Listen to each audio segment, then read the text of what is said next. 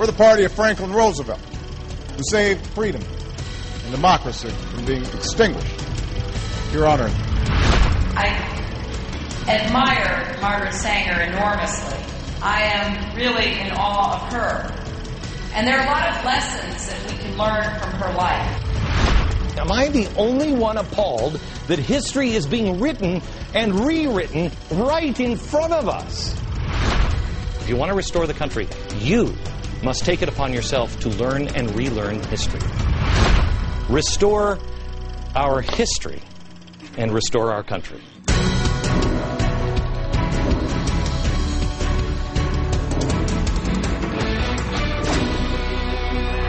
Hello, everyone. Welcome to the Glenn Beck program. I'm Judge Andrew Napolitano in for Glenn.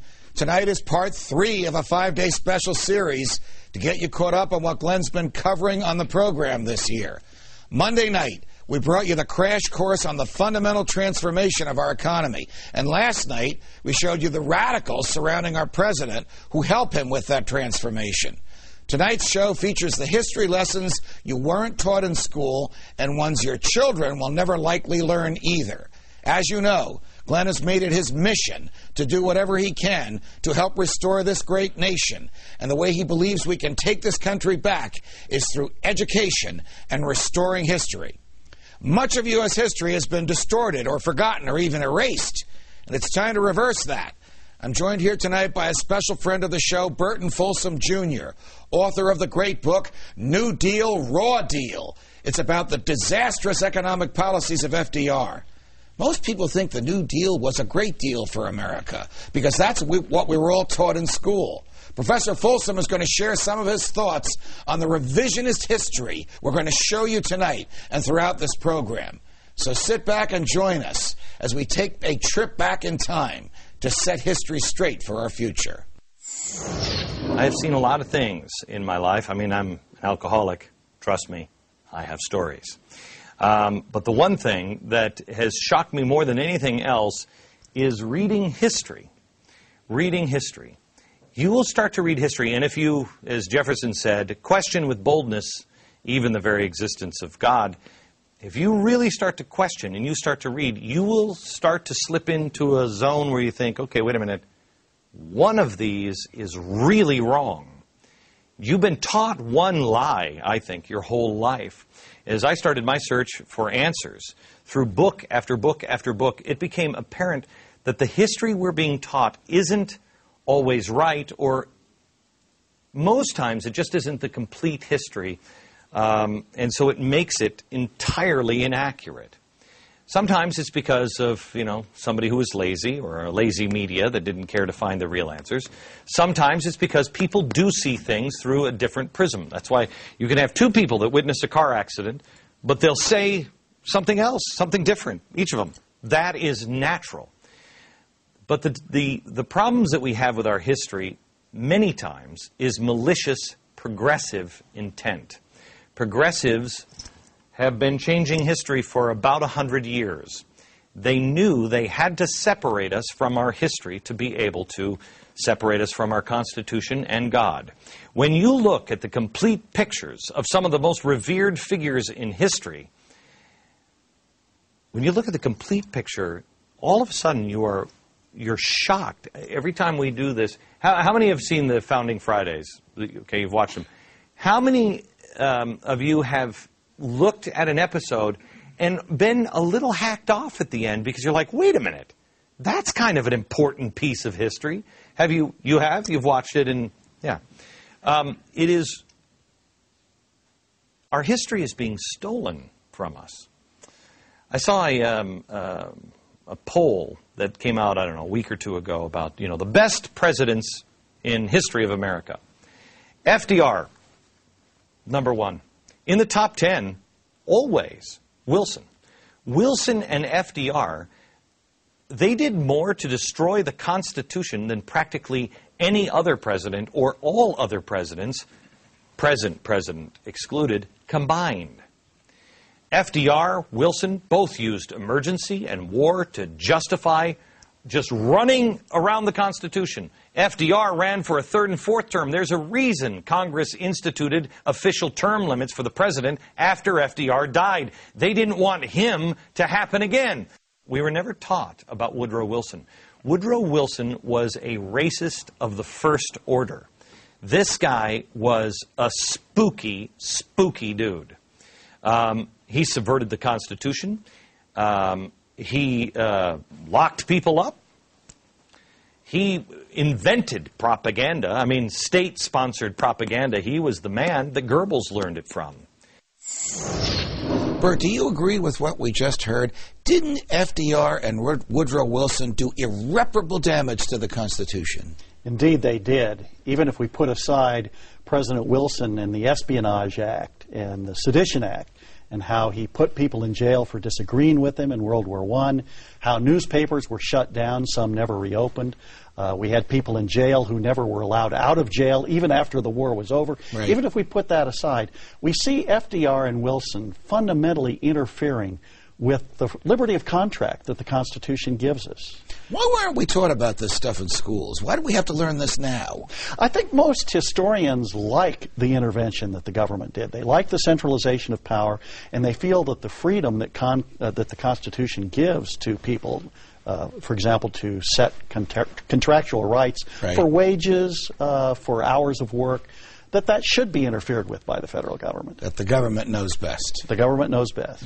Okay, now let's take a look at some of the comparisons Glenn has made between FDR and the current progressive in power, President Obama. President Obama was heralded as the new FDR, and he's run that pattern since the day he got in office. I think he's more like Woodrow Wilson, but they're both spooky enough for most people once you know who they were. There's a critical difference between FDR and Obama. There were no big government programs before FDR. There was one. It started right before with Hoover. But debt wasn't a problem. It wasn't even on the radar when we started the massive expansion of government. Our grandparents didn't have debt like we do now. They didn't have credit cards. And FDR, man, he spent and spent and spent and spent. But he did one thing that Obama hasn't done. He actually put an engine, much to his chagrin. I don't think he intended on doing this, but he put an engine in the car. FDR just wanted public control of everything, including energy. Gee, that sounds familiar. In 1932, he said, electricity is no longer a luxury. It's a definite necessity. He publicly attacked utility companies, calling them evil in his 1935 State of the Union speech. The same year, his Federal Power Act gave government the authority to review and approve the rate charged by public utilities in connection with the transmission or sale of electricity. Wow, that whole thing kind of sounds like what they're trying to do to the internet now. Well, we're talking about what they're trying to do about energy. I get them all so confused. Well, he also created the Tennessee Valley Authority, a massive debacle that was originally created to stop frequent flooding in Tennessee. Ronald Reagan actually talked about this. He said the annual interest on the TVA debt was 5 times as great as the annual flood damage it sought to correct. But they did it anyway. No big deal. And by the way, every country that tried to model the TVA failed miserably. FDR squashed industry. The number of private utilities plummeted from 216 in 1938 to only 18 by 1958. So far, you don't really see a difference between Barack Obama and FDR on this one, do you? Because it was all about redistribution of wealth with him as well. The only reason it was stopped, though, is because he'd been in office for like 5,000 years. He was old. He went away. Okay? They reversed a lot of the things that he did. In the end, however, much to his chagrin, he was going for cheap and available energy, and we got it. FDR tried to create more energy, would allow you to take care of that energy and take advantage of it as the United States of America. We could build refrigerators and radios and milk coolers, as they called them, washing machines, all items that became commonplace after his work projects. Despite FDR's onslaught of big government projects, despite the unbelievable socialist nature and the average small business that he was just putting through a meat grinder, once they took their boot off of that throat, and all the government crap was gone, you still had cheap energy. Once the nightmare of a beast government went away, American ingenuity was relatively free to operate and create. But the current administration's goal is to not provide cheap energy in the end, but expensive energy. FDR decides to make the union stronger. Sound familiar? Regulate price controls, interfere with business, pay higher wages than the amount of productivity justified. Obama, he's completely different. He says SEIU's life work is his work. Obama has fired the CEOs of companies, taking control of the automakers, of the banks, you name it, he's coming for you. FDR decided he was going to revive the economy with massive government spending, more spending. It's like stimulus and stimulus 2. He went with new entitlements with the New Deal. That's weird, because this is what Obama is doing. Reviving the economy with massive government spending and an expansion of entitlements. Stimulus 1, 2, 3. Are we up to 4 yet? Do I hear 5? We had cash for caulkers, cash for clunkers. We have health care, financial reform, takeover of the student loan industry. Oh, it's fantastic. So, how do these stories end? Well, unemployment remained unresponsive. Weird. Through the New Deal and the New Deal 2. Obama? Unemployment's gone up and then stayed there, flatlining. That's weird. FDR blamed Hoover for the economic problems. Obama blaming Bush for the mess that he has to mop up. What are some of the comparisons between President Obama and his hero, FDR? The two men are very much alike, and their presidencies are alike, too, in many ways. They're both redistributionists. They both want to redistribute income. Take from some people, give to other people. You cannot create prosperity doing that. You can redistribute some wealth and gain some votes from the people who get the money. You cannot create a prosperous economy.